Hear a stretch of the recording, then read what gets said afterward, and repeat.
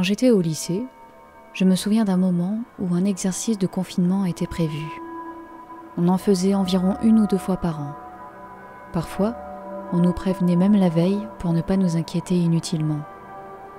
Ce jour-là, je savais que le confinement aurait lieu pendant la 5e période, la dernière de la journée. Le protocole était toujours le même. Une annonce, les profs éteignaient les lumières, fermaient les portes à clé. Parfois, on devait se regrouper au fond de la salle, d'autres fois on restait à nos bureaux.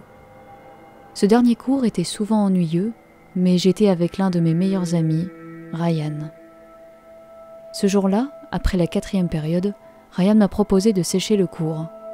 À ce moment-là, on avait complètement oublié l'exercice. On savait qu'il n'y avait rien d'important et qu'on allait juste bosser sur des devoirs. Donc, comme 2 adolescents immatures, on a décidé de partir plus tôt. On est allé à nos casiers pour prendre nos affaires. Quand la cloche a sonné, on a pris notre temps. Le lycée n'était pas très strict, alors on pensait pouvoir sortir sans souci. Mais alors qu'on marchait dans le couloir, l'annonce du confinement est tombée. C'est là qu'on s'en est souvenu. Il ne fallait surtout pas être vu dans le couloir, sinon un surveillant risquait de nous renvoyer en cours. En plus, on était encore loin de la sortie. On a décidé de se cacher dans les toilettes jusqu'à la fin de l'exercice. Mais en chemin, on a entendu des pas derrière nous. On a tourné un coin sans regarder en arrière, pensant que c'était un surveillant. On a accéléré, puis tourné à nouveau. Les pas derrière nous se sont accélérés aussi. On a vite trouvé des toilettes et on est entré. Ryan a pris une cabine, moi une autre. On n'a pas fermé les portes, mais elles restaient presque closes. On s'est tenu debout sur les toilettes pour qu'on ne voie pas nos pieds. Quelques secondes plus tard, des pas rapides se sont approchés dans le couloir. Quelqu'un est entré dans les toilettes et là, j'ai été super nerveux. Ryan aussi, sûrement. La personne est entrée brièvement, a regardé vite fait, puis est ressortie.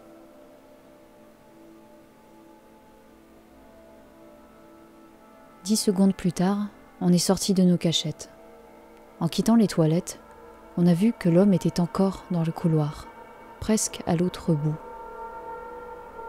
Il marchait en tournant le dos. Ce n'était clairement pas un surveillant.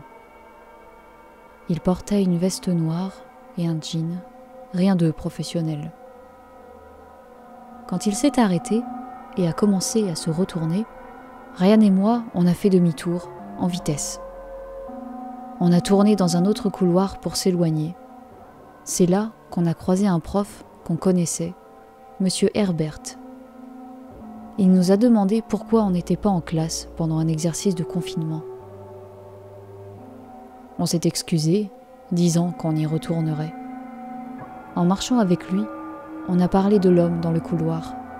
Il ne voyait pas du tout de qui on parlait, mais il a dit qu'il allait se renseigner. Peu après être retourné en classe, une nouvelle annonce a été faite. Confinement réel. Plusieurs fois, ils ont précisé que ce n'était pas un exercice. Le confinement a duré 1 heure, puis les cours ont été suspendus. On a appris que l'homme qu'on avait vu n'était pas censé être dans l'école. Il a été arrêté pour intrusion. Personne ne savait ce qu'il voulait faire. Ce qui est fou, c'est qu'il soit venu pendant un exercice. Est-ce qu'il l'avait su et s'était dit que ce serait l'occasion parfaite ? Je ne pense pas, mais c'est une coïncidence troublante. Et je suis surtout soulagée qu'il n'ait pas fouillé les cabines où Ryan et moi étions cachés. Ce jour-là, on a retenu une grande leçon, ne plus sécher les cours. Et je crois qu'on ne l'a plus jamais fait. Je me souviens très bien de mon tout premier confinement à l'école. C'était en classe de seconde, j'avais environ 14 ans.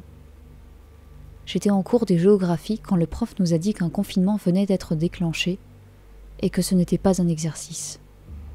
Il a verrouillé la porte, éteint les lumières et on nous a demandé de ne pas quitter nos bureaux. Personne ne savait ce qui se passait, mais très vite les élèves ont commencé à spéculer. Personne ne semblait vraiment inquiet, beaucoup faisaient des blagues.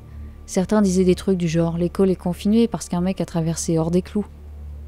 Notre ville était réputée pour être ennuyeuse, alors peu de gens prenaient la situation au sérieux. Personnellement, j'étais curieuse, mais pas trop préoccupée. J'imaginais que ce n'était pas bien grave. Avec le temps, les élèves parlaient de plus en plus, et le prof a dû nous demander plusieurs fois de faire silence. Le confinement a fini par durer un bon moment. Et plus les minutes passaient, plus la salle devenait silencieuse, et plus je m'inquiétais. Après plus d'1 heure, le confinement a enfin été levé. J'ai ressenti un grand soulagement. Il restait juste un dernier cours dans la journée. Je me rappelle avoir vu plusieurs policiers dans les couloirs. Le dernier cours s'est passé normalement, puis on a été autorisé à sortir. En quittant l'établissement, il y avait encore plein de policiers dans les couloirs, et dehors, plusieurs voitures garées près des bus. Je ne savais toujours pas pourquoi on avait été confinés, mais la présence policière me rassurait, tout en me faisant comprendre que c'était sérieux. Je ne prenais pas le bus car j'habitais dans un quartier situé juste derrière l'école. Il fallait marcher 10 minutes, traverser un terrain et un autre quartier avant d'arriver chez moi. Donc, après l'école, j'ai pris mon chemin habituel. J'ai longé les terrains de tennis et le terrain de football, puis un champ, des arbres et enfin les maisons. En marchant sur le trottoir, près de grands jardins, j'ai vu un homme caché derrière un arbre. Il m'a vu aussi. Il avait l'air louche, et tout de suite j'ai pensé qu'il pouvait être lié au confinement. J'ai essayé de ne pas réagir, et j'ai continué à marcher. Heureusement, il ne m'a pas suivi. Quelques minutes plus tard, j'étais chez moi. Mes parents travaillaient encore, comme d'habitude, j'étais seule à la maison, ce qui était souvent le cas. Ils rentraient plusieurs heures après moi. 1 heure plus tard, j'étais dans la cuisine, qui donne sur le jardin.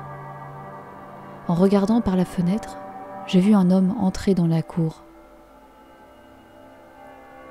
Elle était clôturée, pas très grande, avec quelques arbres et un abri. Il a traversé le jardin et s'est caché derrière l'abri, entre la clôture en bois. Je l'ai reconnu immédiatement. C'était le même homme que j'avais vu plus tôt. J'ai eu super peur. J'ai pensé que le mieux à faire était d'appeler la police, ce que j'ai fait. Heureusement, il ne m'avait pas vu l'observer. Je gardais un œil sur lui depuis la fenêtre pendant que j'attendais les policiers. Il est resté tout le temps planqué derrière l'abri. Quand les agents sont arrivés dans le jardin, l'homme a tenté de fuir, mais ils l'ont vite rattrapé. Ils sont restés chez moi un moment, puis mes parents sont rentrés. Plus tard, j'ai appris que ce gars était recherché. Il avait été vu dans l'école sans autorisation, et c'est à cause de lui que le confinement avait été déclenché. Il avait réussi à s'échapper avant que la police ne le trouve. Une fois qu'ils ont vérifié qu'il avait bien quitté les lieux, les cours avaient repris sous forte surveillance. Pendant qu'ils le cherchaient dans le quartier, c'est là que je l'ai vu derrière l'arbre, puis chez moi. C'était une journée de folie et je suis contente que tout se soit bien terminé.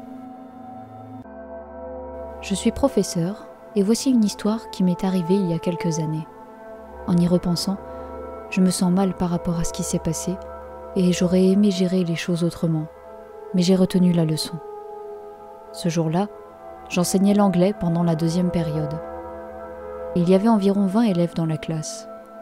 Ma salle se trouvait à l'étage, à peu près au milieu du couloir. Cette classe-là était surtout composée d'élèves et de terminales, des élèves calmes et responsables. J'étais en train d'enseigner, puis je leur ai donné un moment pour travailler sur un devoir. Mais là, je me suis rendu compte que je n'avais plus assez de feuilles. Un peu plus loin, dans le salon des profs, il y avait une imprimante. J'ai dit à mes élèves que j'allais chercher des copies et que je reviendrais vite. Je suis donc sortie, je suis allée dans le salon des profs, j'ai allumé l'ordi, retrouvé le fichier et lancé l'impression. Il n'y avait que moi dans la pièce. Au bout de 4 ou 5 minutes, j'ai entendu un bruit à travers les haut-parleurs du lycée. Au début, je ne comprenais pas, puis j'ai réalisé que c'était une alerte de confinement. Dès que je l'ai entendu, j'ai repensé à mes élèves. J'ai su que je devais retourner immédiatement en classe. J'ai quitté la salle des profs et j'ai couru dans le couloir pour revenir à ma salle. mais une fois arrivée, la porte était verrouillée. J'étais très confuse. J'ai pensé que les élèves avaient simplement suivi le protocole.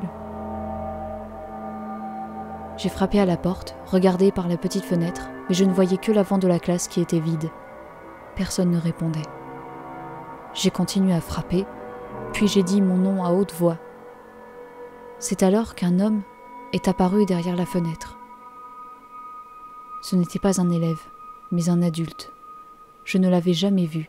Il m'a regardé, puis s'est écarté rapidement. Juste après, une voix a retenti au bout du couloir. C'était un de mes élèves. Il m'a crié de ne pas approcher la classe.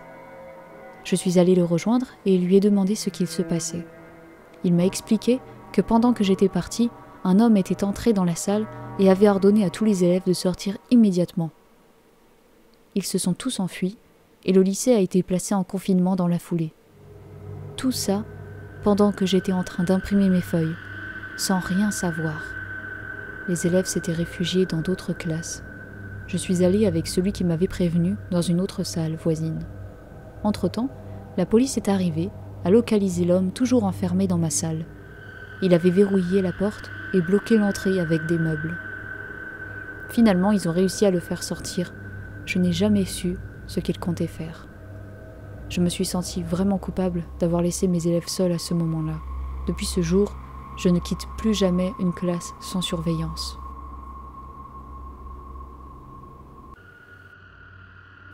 Quand j'étais au lycée, il m'est arrivé un truc vraiment bizarre un matin, en début de journée.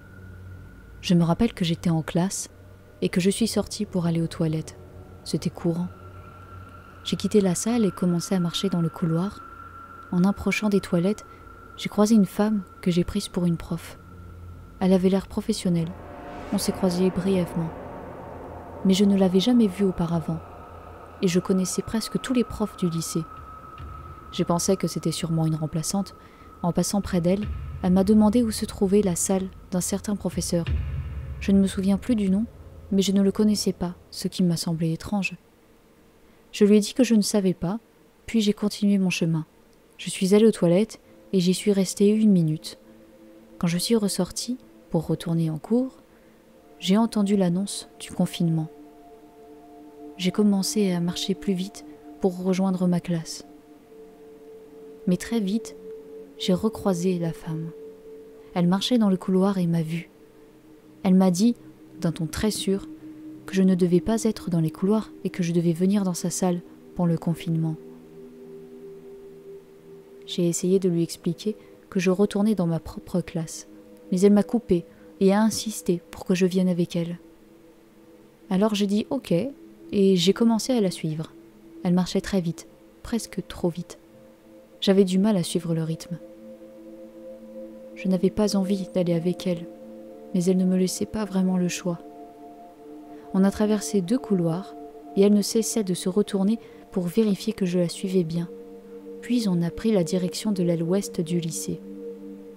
Je connaissais bien cet endroit. C'était la zone du gymnase, des vestiaires et des bureaux.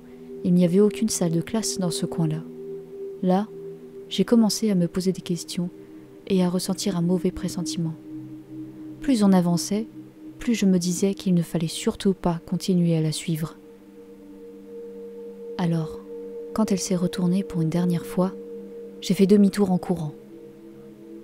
Dès qu'elle a vu ça, elle a essayé de me poursuivre. Elle m'a suivi quelques secondes, mais j'étais bien plus rapide. J'ai pris de l'avance. Je n'ai pas arrêté de courir jusqu'à ma salle. Arrivée là-bas, j'ai frappé à la porte comme une folle jusqu'à ce qu'on me laisse entrer. J'ai raconté ce qu'il s'était passé à ma prof, qui a immédiatement appelé le bureau de l'administration. Quand le confinement a été levé, on a appris que cette femme était la cause du confinement. Elle était entrée par effraction en cassant une vitre d'une salle vide. Ce n'était pas du tout une remplaçante, elle faisait juste semblant d'en être une. Je ne sais pas pourquoi elle voulait m'emmener avec elle, mais je suis très contente d'avoir écouté mon instinct et d'avoir fui. Ce fut le seul confinement que j'ai connu au lycée, et je suis vraiment soulagée qu'il ne se soit rien passé de pire. Je me souviens d'une expérience vraiment effrayante que j'ai vécue quand j'étais en seconde. Je prenais le bus pour aller et revenir de l'école chaque jour.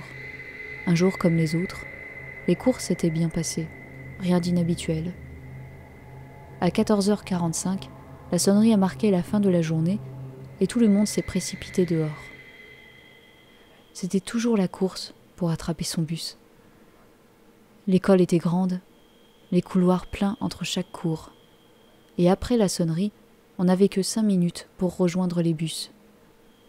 Ce jour-là, je suis passée à mon casier avant de sortir. Mauvaise idée. J'ai dû courir dans les couloirs. Mais une fois dehors, les bus étaient déjà partis. J'étais dégoûtée. Ma maison était trop loin pour rentrer à pied. Et aucun de mes amis n'avait de voiture. Je devais donc attendre que ma mère sorte du travail pour venir me chercher. Heureusement, elle finit vers 15h30 ou 16h, donc j'avais environ 1 heure à tuer. Je l'ai appelée, puis je suis retournée dans le lycée, ne sachant pas trop quoi faire. Je n'avais jamais raté le bus, et je n'étais jamais restée après les cours à moins d'avoir entraînement. Une fois à l'intérieur, il restait quelques élèves, surtout des terminales qui avaient leur voiture. Mais en 10 minutes, le bâtiment était quasiment vide. Mon école n'avait pas d'espace pour traîner, pas de salle, pas de fauteuil, juste des couloirs et des classes. J'ai donc décidé de marcher dans les couloirs en attendant que ma mère arrive. J'ai dû errer comme ça pendant 15 à 20 minutes.